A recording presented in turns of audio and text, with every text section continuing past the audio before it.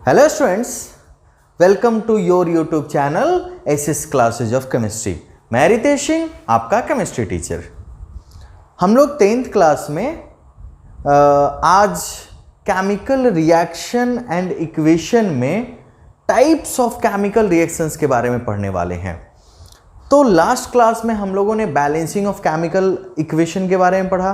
कुछ क्वेश्चन हमने किए, कुछ आपने, है ना। आई होप आपको बैलेंसिंग अब आ गया होगा। ओके, आ गया है ना? बिल्कुल। आइए आज हम लोग पढ़ेंगे टाइप्स ऑफ केमिकल रिएक्शंस के बारे में। और टाइप्स ऑफ केमिकल रिएक्शन इस चैप्टर का सबसे इंपॉर्टेंट और सबसे बड़ा टॉपिक भी है। और टाइप्स ऑफ केमिकल रिएक्शंस के बाद एक्चुअली ये चैप्टर खत्म भी हो जाएगा, है ना। तो आइए हेडिंग देते हैं और शुरू करते हैं आज का क्लास, जो है टाइप्स ऑफ केमिकल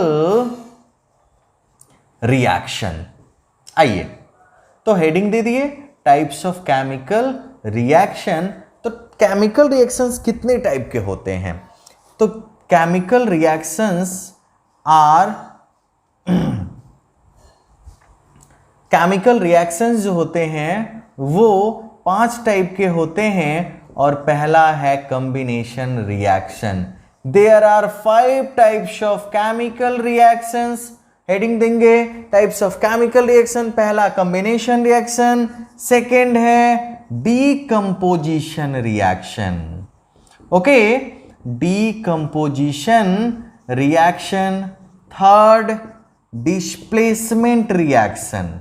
थर्ड जो रिएक्शन है वो है displacement reaction. Fourth double displacement reaction. Double displacement reaction. और लास्ट सबसे इंपॉर्टेंट वो है redox reaction. Redox reaction actually oxidation and reduction reaction है। तो आपको रेडॉक्स रिएक्शन के बदले ऑक्सीडेशन एंड रिडक्शन रिएक्शन भी लिखा हुआ मिलेगा, सेम है। रेडॉक्स रिएक्शन उसी को बोलते हैं, ऑक्सीडेशन रिएक्शन और रिडक्शन रिएक्शन को। तो सबसे पहले आप हेडिंग देंगे टाइप्स ऑफ केमिकल रिएक्शन, लिखेंगे there are 5 types of chemical reactions और पांचों आपके सामने हैं, नोट कीजिए। ओके, नोट किए? चलिए अब पहला कॉम्बिनेशन रिएक्शन लिखेंगे, हेडिंग देंगे कॉम्बिनेशन रिएक्शन। अब नाम से ही स्पष्ट है, देखना, combination.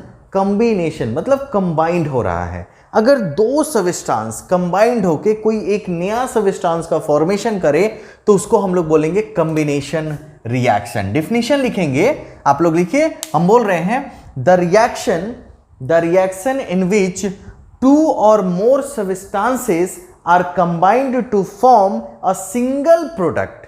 The reaction in which 2 or more substances are combined to form a single product is known as combination reaction. Okay, तो combination reaction में जो substance combined होंगे वो कौन कौन से हो सकते हैं?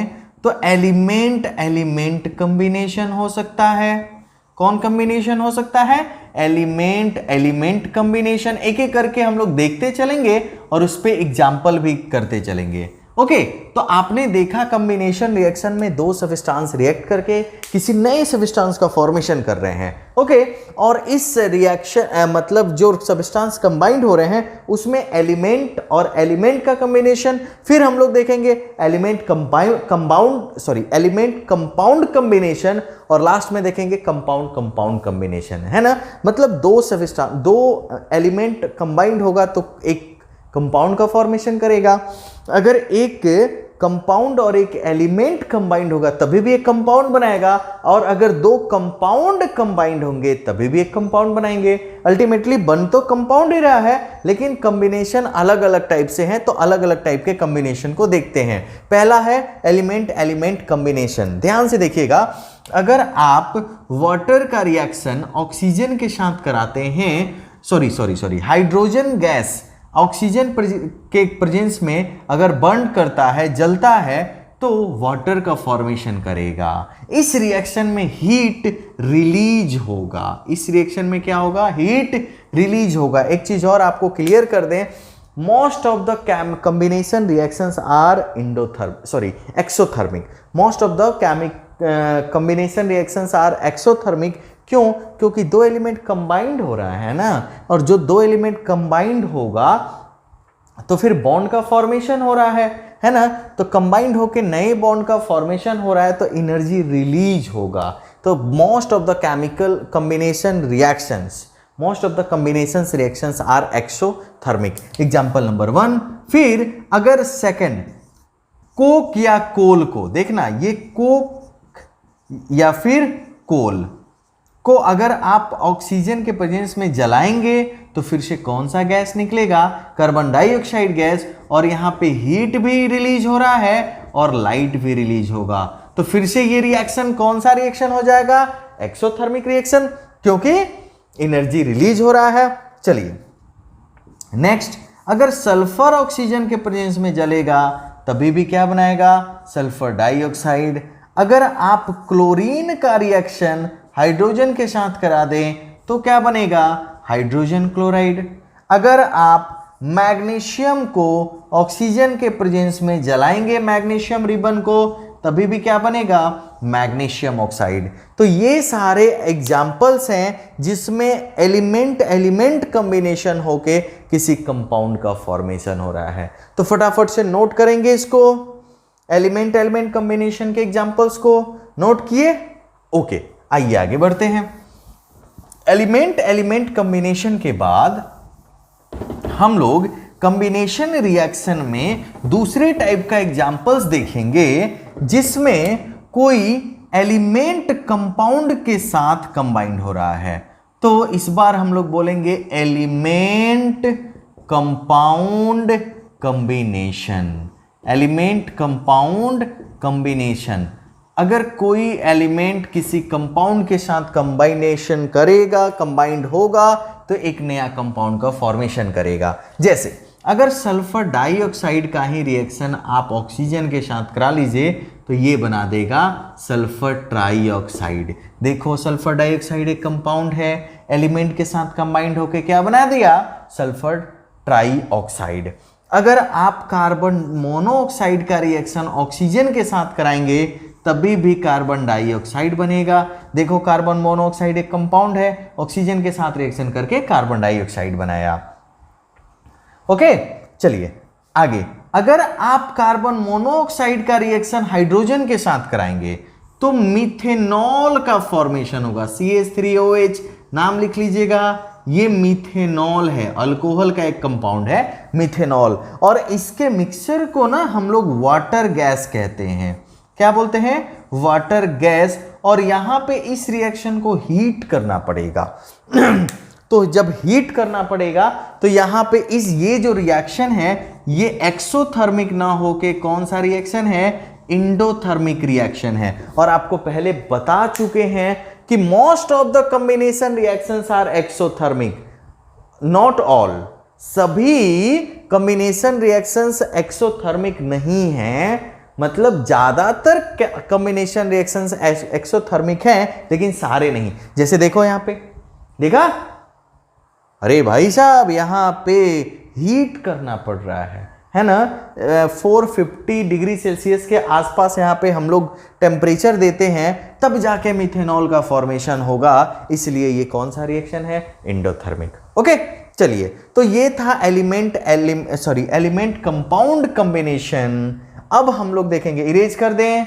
ओके, अब हम लोग जो एग्जाम्पल्स देखने वाले हैं मेरे प्यारे विद्यार्थियों, उसमें हम लोग देखेंगे कंपाउंड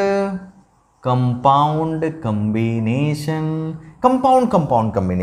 दो कंपाउंड का कॉम्बिनेशन अगर हो, देखना एग्जाम्पल। जैसे अगर आप अमोनिया का रिएक्शन हाइड्रोक्लोरिक एसिड के साथ कराएंगे, ये बेसिक नेचर, ये एसिड, तो दोनों मिलके अमोनियम क्लोराइड बनाएगा। ओके, क्या ये दोनों कंपाउंड हैं? बिल्कुल हैं। मिलके क्या बना दिए? Ammonium chloride. Okay, second reaction जो है ना बहुत ही इंपॉर्टेंट है, कैल्शियम ऑक्साइड, इसको हम लोग बोलते हैं क्विक लाइम। और क्विक लाइम वाटर में, क्विक लाइम को अगर आप वाटर में मिलाएंगे तो ये बना देगा CaOH का होल ट्वाइस, जिसको हम लोग बोलते हैं स्लैग्ड लाइम। क्या बोलते हैं इसको? स्लैग्ड लाइम, है ना। और लार्ज अमाउंट में हीट यहां से रिलीज होगा, यहां से लार्ज अमाउंट में हीट रिलीज होगा। ओके, तो इसलिए ये भी एक्सोथर्मिक रिएक्शन है। तो क्विक लाइम मतलब ये, इसको हम लोग चूना बोलते हैं हम लोग जनरली भाषा में। तो चूना को पानी के साथ आप मिलाएंगे तो स्लैग्ड लाइम बनेगा।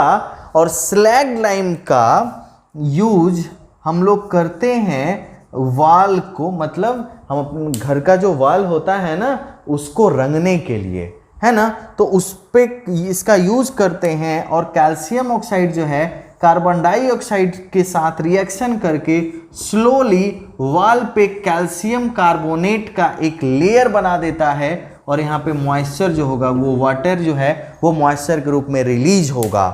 तो क्या समझे आप? स्लैग्ड लाइम, समझना ध्यान से, स्लैग्ड लाइम कार्बन डाइऑक्साइड के साथ स्लोली, ये बहुत ही स्लो रिएक्शन होता है, 2 से 3 दिन में ये प्रोडक्ट बनाएगा और ये बन जाएगा लाइम स्टोन, जिसको हम लोग व्हाइट वॉशिंग कहते हैं। क्या बोलते हैं? White washing. तो यहाँ पे कॉम्बिनेशन हुआ किसका? कंपाउंड का कॉम्बिनेशन हुआ। लेकिन इंपॉर्टेंट चीज ये था कि स्लैग लाइम का हम लोग यूज वाल पे एक लेयर चढ़ाते हैं, किसका? तो स्लैग लाइम का, जो कार्बन डाइऑक्साइड के साथ रिएक्शन करके लाइम स्टोन बनाता है और इस पे चिपक जाता है और वो साइनी सरफेस बनाता है, इसलिए हम लोग इसका यूज करते हैं। ओके, तो यहाँ पे हम लोगों ने देखा कंपाउंड कॉम्बिनेशन। उतार लीजिए फटाफट से सारे एग्जांपल्स को। ओके, ये था हमारा कॉम्बिनेशन रिएक्शन। तो मेरे प्यारे विद्यार्थियों, हम लोग कॉम्बिनेशन रिएक्शन में ये देखे कि जब 2 सब्सटेंस आपस में कंबाइंड होंगे तो एक नया सब्सटेंस का फॉर्मेशन होगा और वो सब्सटेंस जो बना वो एलिमेंट कॉम्बिनेशन से बनेगा, एलिमेंट कंपाउंड कॉम्बिनेशन से बनेगा और फिर कंपाउंड कॉम्बिनेशन से बनेगा। तो टाइप्स ऑफ केमिकल रिएक्शन में हम लोगों ने पहला रिएक्शन कॉम्बिनेशन रिएक्शन को खत्म कर लिया। आइए अब सेकेंड रिएक्शन शुरू करते हैं, जिसका नाम है डीकंपोजिशन रिएक्शन। ओके, तो डीकंपोजिशन रिएक्शन, फिर से नाम से ही स्पष्ट है भाई, कोई डिकम्पोज हो रहा है, टूट रहा है बेचारा। दिल ना तोड़ो किसी का, दिल नहीं तोड़ते हैं। ओके, तो डीकंपोजिशन रिएक्शन क्या होता है? तो अगर कोई एक सब्सटेंस जैसे AB है, ये ब्रेक होके बना दे C+D, तो इस रिएक्शंस को हम लोग बोलेंगे डीकंपोजिशन रिएक्शन।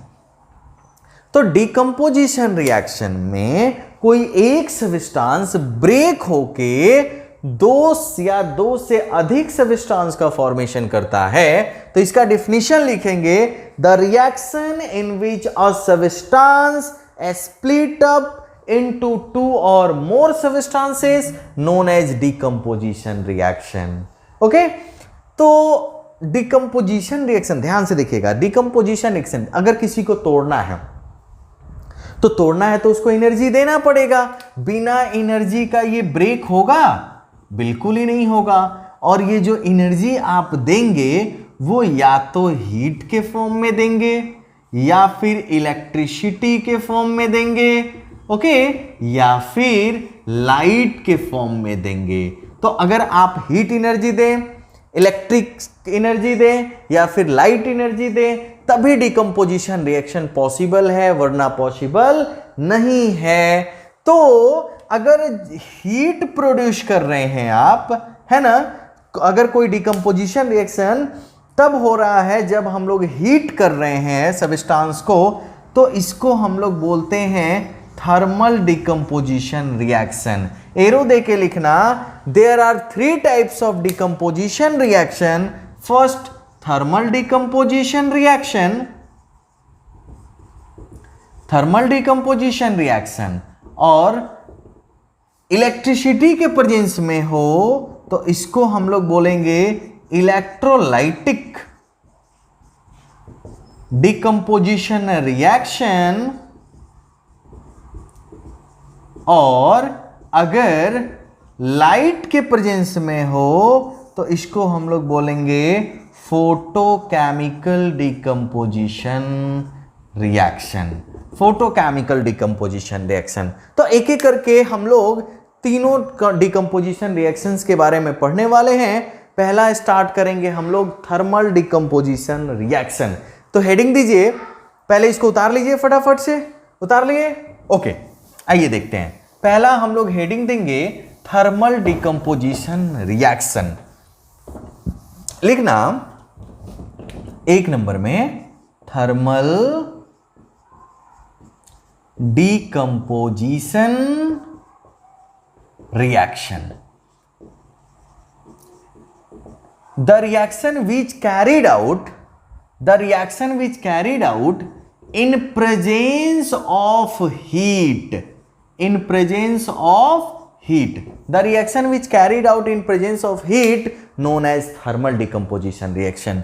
तो वैसा डिकम्पोजिशन रिएक्शन जो हीट के प्रेजेंस में होगा। ए बी हीट करेंगे, डेल्टा का साइन देते हैं जब हीट करते हैं, C+D बना, और इसी को हम लोग बोलेंगे थर्मल डिकम्पोजिशन रिएक्शन। ओके, जैसे आपके पास सिल्वर ऑक्साइड है।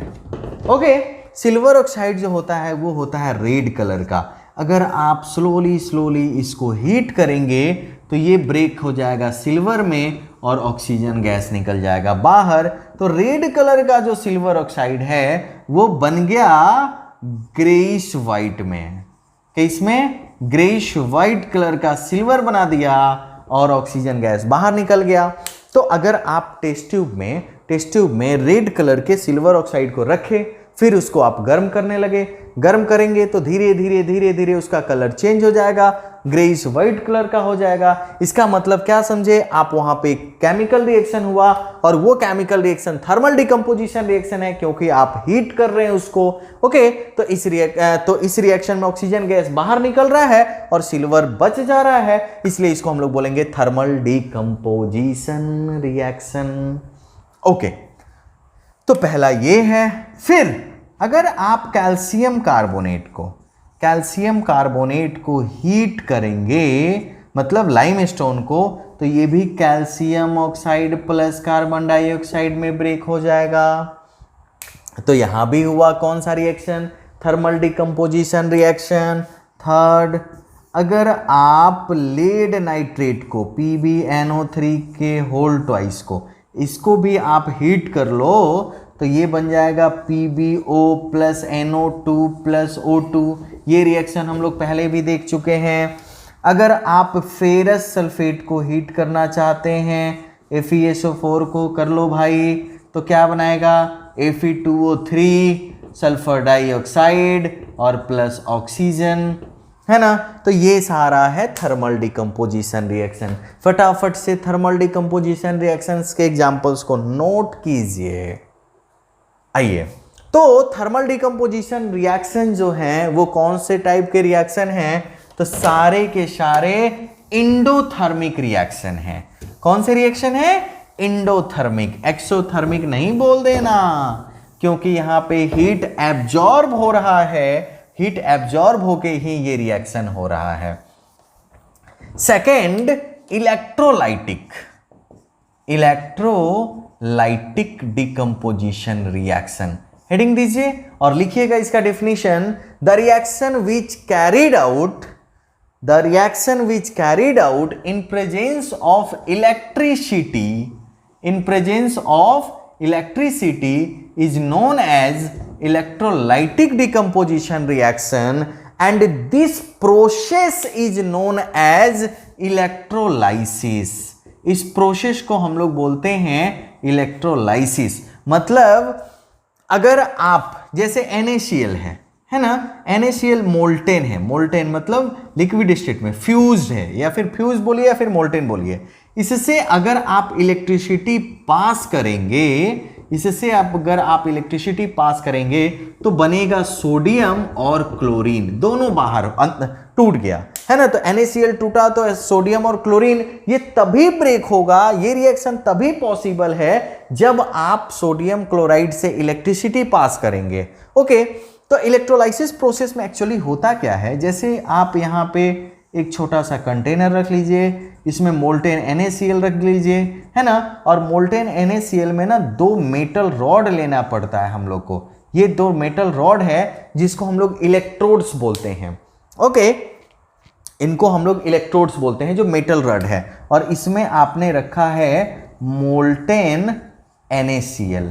अब क्या करना है कि इनको बैटरी से कनेक्ट कर देना है। किस चीज से कनेक्ट कर देना है? बैटरी से।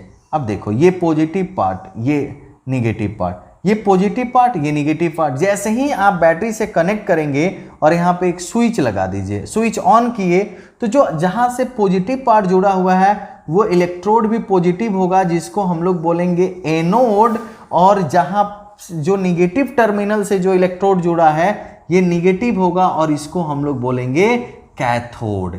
समझना ध्यान से।